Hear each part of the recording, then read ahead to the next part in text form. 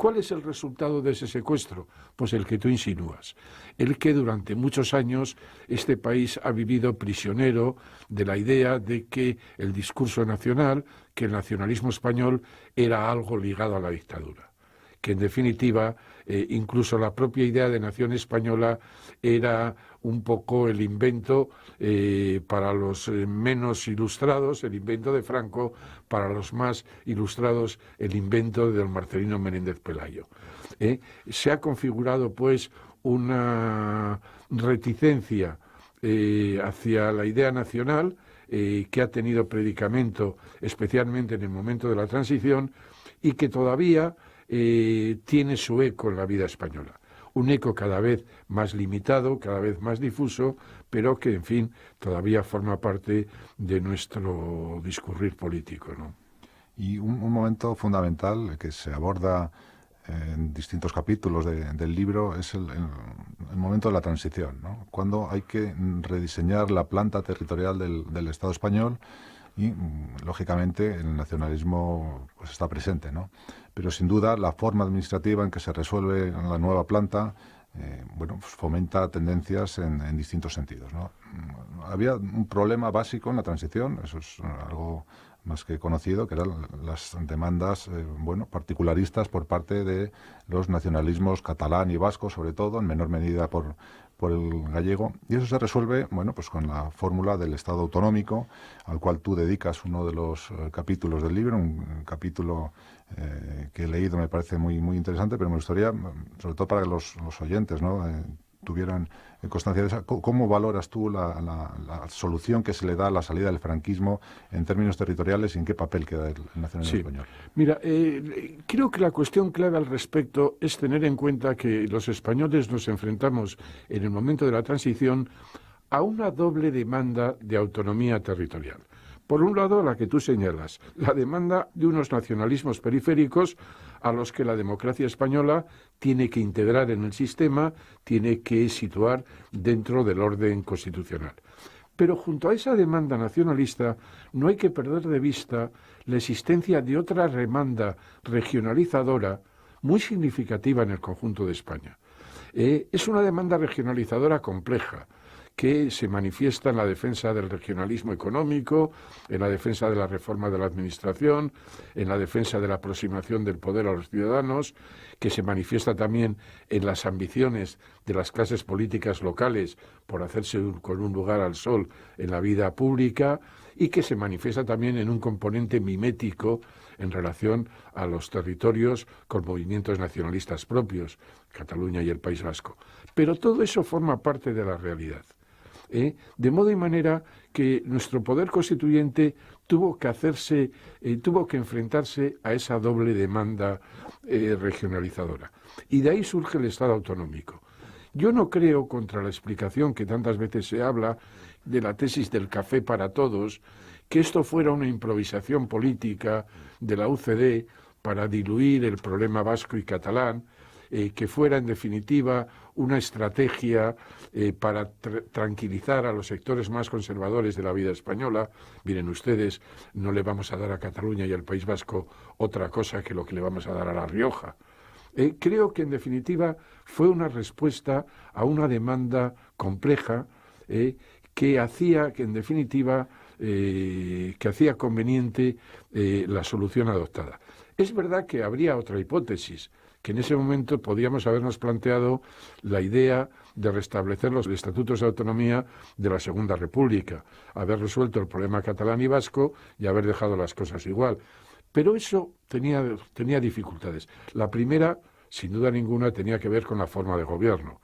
Restablecer la legalidad republicana en el marco de una monarquía parlamentaria podría chirriar. Pero es que además nos enfrentábamos al dato de que tarde o temprano se iba a producir un efecto mimético de la autonomía catalana y vasca, que iba a ser muy difícil en la España de los años 70 congelar la demanda de otros territorios, habiendo algunos que tenían un nivel de autonomía. Por eso, al final, la fórmula adoptada fue un poco la preconizada por Ortega y Gasset en los debates constituyentes de los años 30, la idea de regionalizar el Estado.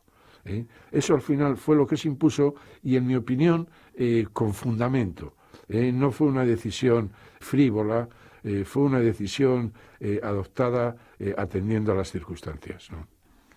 Bien, sin duda un libro muy interesante y dado las fechas en las que estamos, recomendamos su compra si algunos todavía no tienen los regalos de última hora. Hay una cuestión que lógicamente no se aborda en el libro porque queda fuera ya del espacio temporal que se trata, que son las cuestiones más recientes, pero no quiero dejar la conversación sin hacerte una pregunta en este sentido. ¿Tú consideras, Andrés, que el nacionalismo español está en un momento crítico, dados los últimos acontecimientos de los últimos años, o por el contrario, su fortaleza será capaz de superar estas cuestiones que tenemos ahora sobre la mesa? Mira, yo pienso que la nación española es más sólida de lo que a veces pensamos.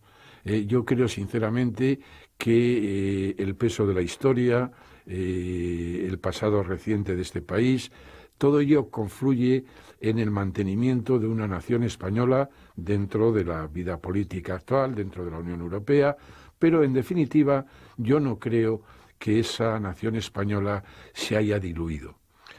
Creo que en ese sentido un nacionalismo liberal democrático de identificación con esa nación tiene un sentido en el momento actual.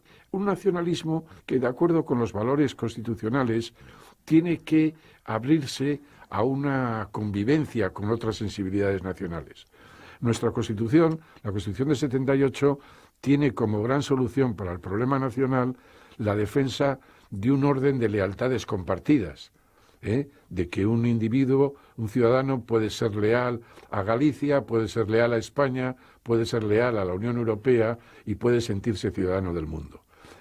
La idea, en definitiva, de que hay un fatal enfrentamiento entre sensibilidades nacionales es un prejuicio decimonónico, pues paralelo al prejuicio de la fatal lucha de razas, la fatal lucha de clases, la fatal lucha de religiones. Nuestra Constitución estima que es posible esa idea de lealtades compartidas, que es posible además apoyado en una idea de pluralismo cultural y de pluralismo político, y en una idea de tolerancia entendida no solamente en su sentido originario de consentir con lo diferente o con lo equivocado, sino de incorporación de lo distinto como un valor positivo de la vida pública. Creo que en ese marco de un nuevo nacionalismo impregnado de valores liberales democráticos, consciente de los límites que implica la solidaridad nacional. La solidaridad nacional hoy es inconcebible sin el reconocimiento de un orden de derechos y libertades fundamentales. En definitiva, se trataría de un nuevo nacionalismo, de un nacionalismo en convivencia con otras sensibilidades nacionales dentro de un Estado que, como define nuestra Constitución, reconoce, además de la nación española, la existencia en su seno de nacionalidades y regiones. Y volviendo, Andrés, a la gestación del libro, un libro tan enorme, ¿no?, en sus dimensiones, tan difícil, supongo, de coordinar, 48 autores, 67 capítulos, ha habido, y fruto además de un proceso de discusión académica, de lectura paralela de los textos, de trabajo en común. ¿Ha sido muy difícil en este sentido? Es decir, ¿había puntos de divergencia en torno a las cuestiones que estabais que estabais trabajando? Te confieso que no, porque quizá lo que ha ayudado fundamentalmente es la coincidencia de los puntos de vista sobre la cuestión de Juan Pablo Fusi y de Antonio Morales. Tenemos un enfoque muy similar y hemos procurado, en la medida de lo posible, que los colaboradores del libro participaran de ese esquema. Obviamente, como tú verás en el libro, hay diferencias de enfoques, en algunos casos unas diferencias que pueden ser notables, pero dentro de esas diferencias hay una coherencia de fondo. La coherencia que da una identificación básica con la nación española, un respeto por el valor de ese hecho nacional, que ha hecho más fácil el discurrir del libro.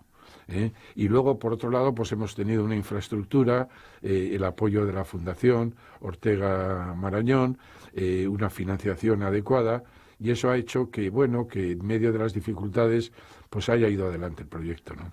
Yo creo que una de las ventajas que tiene el libro, efectivamente, son la pluralidad de puntos de vista. No hay elementos críticos a la totalidad, que eso, bueno, pues para un lector que busca información sobre esta cuestión, pues en cierta forma se agradece. Es decir, conjuga bien, yo creo, la homogeneidad con la heterogeneidad de los autores, ¿no?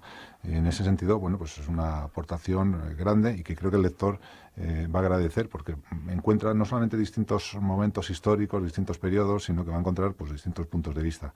Y en ese sentido, bueno, yo creo que se puede leer de dos formas. Se puede hacer una lectura de principio a fin, con tiempo y paciencia por delante, o se pueden leer los distintos capítulos dependiendo de los intereses particulares que tenga cada cual. Y en ese sentido hay capítulos dedicados a la pintura y el nacionalismo, a la música y el nacionalismo, a la literatura, a la cual dais una especial... os fijáis en algunos autores de forma específica, ¿no? Alguno de tus capítulos está dedicado, por ejemplo, a la obra de Pío Baroja. Hay otro capítulo de Javier Varela sobre Blasco Ibáñez. Azorín también es tratado por Antonio Morales. Es decir, que hay una pluralidad de temas, ¿no? Que, bueno, pues que dependiendo de cada lector, los intereses que pueda tener, puede picotear aquí y allá en estos capítulos. ¿Esto ha sido algo consciente, premeditado, por ejemplo, la atención a la literatura que prestáis, o consideráis que es una raíz de la presencia del nacionalismo español? No, porque nos ha parecido que era un componente fundamental de la construcción de la nación española. La nación española no es cosa solo de políticos, no es cosa solo de los intelectuales que están en la universidad, son sobre todo los escritores los que tienen ese contacto con la opinión y por eso merecían una atención fundamental. Piensa en el caso de Galdós. Los episodios nacionales de Galdós son un instrumento de socialización nacional de la mayor importancia. Son unos libros muy leídos, que tienen una amplia audiencia y por lo tanto dedicarle atención a Galdós era obligado. Quizás Galdós llegó a donde no llegaba el Estado, ¿no? Efectivamente. Esa socialización que no pudo hacer el Estado a través de la escuela, como ocurrió en otros países, estoy pensando en Francia. El paralelo de Galdós es el paralelo a don Modesto Lafuente con su Historia General de España.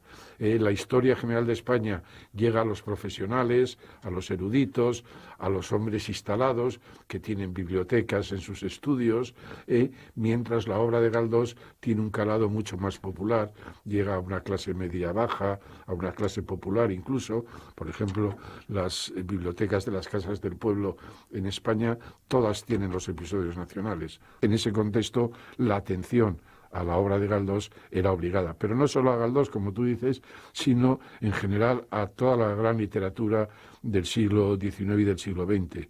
Nos ha parecido que era un tema muy significativo y que yo creo que está muy bien tratado en el libro, sobre todo en las colaboraciones de Mayner, que me parece que son uno de las aportaciones más significativas. Del fascismo y la literatura. Efectivamente. ¿No? También hay una monografía reciente en el mercado ahora mismo. Bien, Andrés, pues nada más que agradecerte, felicitaros a los coordinadores y a los autores por la elaboración de este magnífico libro, animar a los lectores que tengan curiosidad a acercarse a él, porque sin duda cubre un hueco en la bibliografía sobre esta cuestión y pone el listón muy alto, ¿no? Yo creo que es una obra que va a ser obra de referencia en los próximos años. Historia de la nación y del nacionalismo español. Nos han hablado de él los profesores del Departamento de Ciencia Política de la UNED, Jesús de Andrés, autor de esta entrevista, y Andrés de Blas, catedrático de Teoría del Estado y uno de los 3 coordinadores del texto. Una obra amena, coeditada por la Fundación Ortega Marañón y Galaxia Gutenberg en la colección Ensayo. Muy completa y en la que han colaborado, como apuntaba el profesor de Andrés, 48 personalidades del máximo prestigio en el campo de las humanidades y las ciencias sociales. Hay economistas, sociólogos, abogados, músicos, literatos o filólogos, por nombrar algunos, y que expone el drama de la formación de España y de los españoles, realizando un recorrido cronológico por el concepto de España desde sus orígenes mitológicos hasta el siglo XX.